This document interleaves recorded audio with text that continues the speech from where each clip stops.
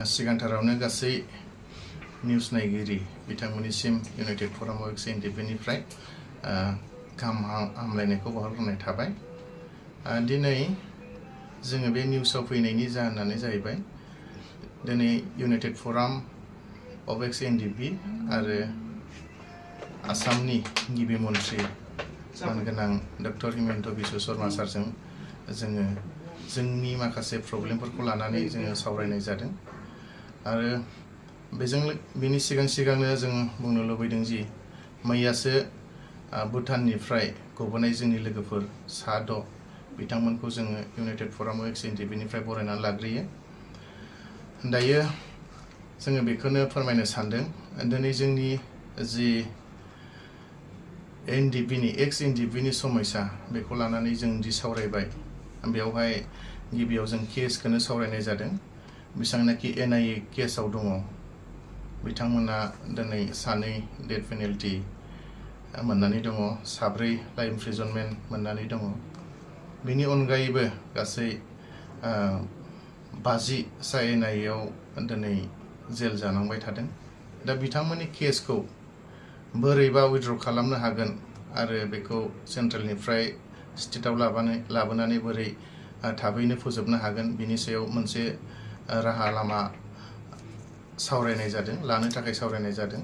आरो बिनि अनगायैबो बेसेबांनाखि केस दङ नन हाइनियास केस दं बेखौ बे 2-3 गेजेरावनो बा थाबैनो उइथड्र खालामजोबनांगौ होननानै मानगोनां सारा फोरमायदों। आरो बेवहाय बाहागो लादोंमोन जोंनिनो आसामनि ADGP मानगोनां हिरेनाथ सारबो दङमोन। दा बिदि हिसाबै बेसेबांनाखि जोंनि आसामनि अनगायै अरुणाचल, मेघालय आरो नागालेण्ड बेयाव बेसेबांनाखि जोंनि केसफोर दङ। दा बे केस थानाय हिसाबै जोंहा गोबांथार प्रब्लेमाव गोलैबाय थायो गुबुन स्टेटआव थांनानै केस सालायहैनो थाखाय, मानो होनबा जोंहा थाखा फैसा गैया। बिनि थाखायनो जों दिनै खावलायदों मानगोनां CM सारखौ जे बेखौ स्टेटआव लाबोनानै केसखौ फोजोबनांगौ होननानै। दा बेखौ जोंनि खावलायनाय बायदि मानगोनां CM सारा बेखौ स्टेटआव लाबोनानै थाबैनो फोजोबनाय जाथोंसै होननानै जोंनो खोथा होदों। बेनि अनगायैबो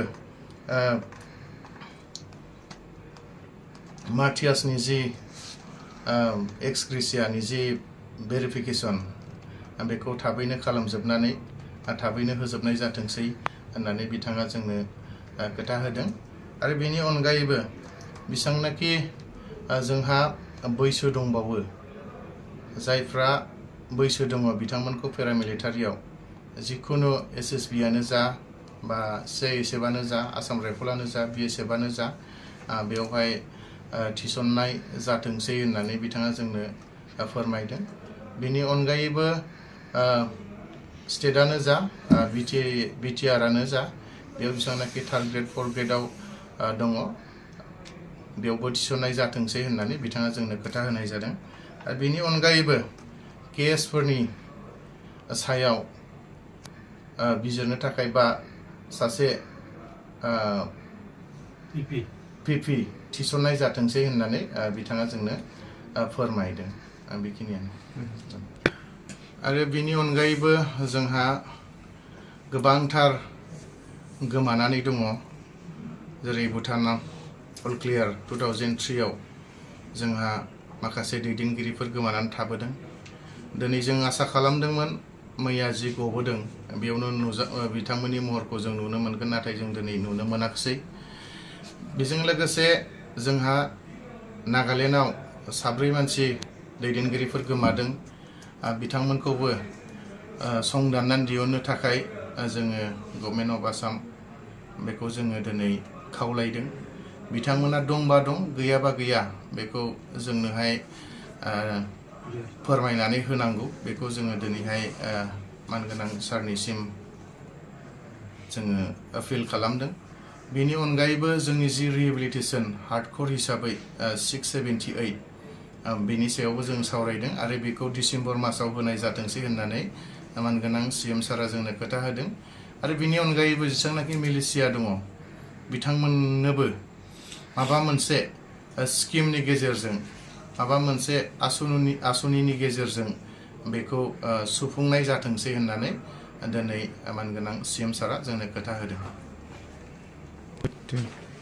आरो दिनै बेफोर जेसेबांनाखि सावरायनाय जादों जेसेबांनाखि मोजां मिटिं जादों जों मालाबाबो मोनफेरनो हायाखैमोन। बेनि थाखाय जोङो मानगोनां chief minister doctor Himanta Biswa Sharma सारखौ इउनाइटेड फराम अफ एक्सचेन्जनिफ्राय हाजासे हामबायहोनो, बेजों लोगोसे जि जोंखौ मानगोनां डक्टर हिमन्त बिश्व शर्मा सारनिसिम लांदों लामा दिन्थिगिरि मानगोनां जोंनिनो आसामनिनो स्पिकार एसेम्ब्लिनि स्पिकार मानगोनां बिश्वजित दैमारी सार बिथांखौबो जों हाजासे हामबाय होनो। मानो होनोबा बिथांनि दैदेननायावनो दिनै जोङो चिफ मिनिस्टारजों बेफोरनि सायाव जों गुवारै सावरायनो हादों आरो बिथाङाबो बे सावरायनायाव बाहागो लादोंमोन। बेनि थाखाय बिथांखौबो हाजासे जों हामबाय होनो आरो फैबाय थानाय समाव दिनै जेसेबांनाखि सावरायदों बियो थाबैनो जाफुंगोन होननानै जों आसा मिजिं खालामनानै दिनैनि जि बुंनाय बेयावनो फोजोबबाय। गोजोन्थों। আজি ইউনাইটেড ফৰাম অফ XNDP আৰু সন্মানীয় আমাৰ মুখ্যমন্ত্ৰী ডক্টৰ হিমন্ত বিশ্ব শৰ্মা মানে অসম চৰকাৰৰ লগত গুৰুত্বপূৰ্ণ আলোচনা হৈ যায়। আজিৰ আলোচনা খুবেই মানে ফলপ্ৰসূ হৈছে আৰু আমাৰ যিবিলাক সমস্যা, আমাৰ যিখিনি কেছ উইথড্ৰল কথা আছিল সেই কেছ বিষয়ে আমি আলোচনা কৰিছোঁ। তাৰপিছত আমাৰ যিখিনি NIA কেছ বৰ্তমান বিচাৰাধীন অৱস্থাত আছে সেই বিষয়ে আমি আলোচনা কৰিছোঁ আৰু যিটো নেকি পুনৰ সংস্থাপনৰ যিটো ব্যৱস্থা সেই পুনৰ সংস্থাপনৰ বিষয়ে আমি আলোচনা কৰিছোঁ আৰু শ্বহীদ পৰিয়ালবিলাকে যিখিনি এছগ্ৰেচিয়া পাবলগীয়া আছিল সেই বিষয়টোৰ ওপৰত আমি আলোচনা কৰিছোঁ আৰু অলৰেডি যোৱাকালি আমাৰ 6জনকৈ সদস্য ভূটানত যে কেছত মানে জেলত আছিলে সেইখিনি সন্মানীয় আমাৰ মুখ্যমন্ত্ৰী মহোদয়ৰ নেতৃত্বত ভূটান চৰকাৰলৈ যি জাননী পঠিয়ালে তাৰ পৰা যোৱাকালি 6জন আমাৰ সদস্য মুক্তি হ'ল।